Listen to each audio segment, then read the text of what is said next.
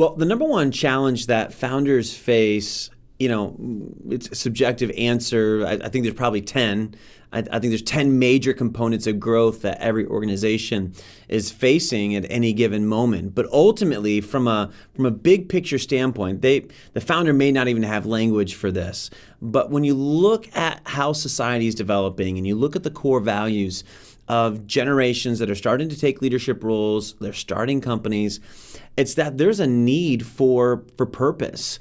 There's a need for meaning in what they're doing. We are wealthy enough now that as a civilization where we don't have to feel desperate about getting, eggs, bread, and milk. We are not hunter-gatherers anymore. We are not as fed as our latest hunting experience, And so because we are so wealthy, we are actually placing a demand on society that we no longer have to do busy work. We no longer just have to do what our family has always done, which is why you're seeing the separation, even from a legacy standpoint, of children taking on the business of their parents.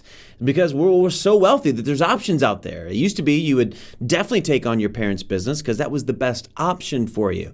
And it didn't matter whether or not you enjoyed it. It worked, which meant that was your best option.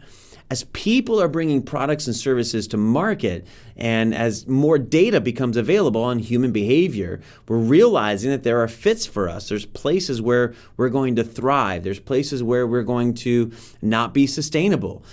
Places where we have longer runways and shorter runways from an emotional bandwidth standpoint. And so we're starting to architect society more from a human intelligence point of view and less from what does our survival look like.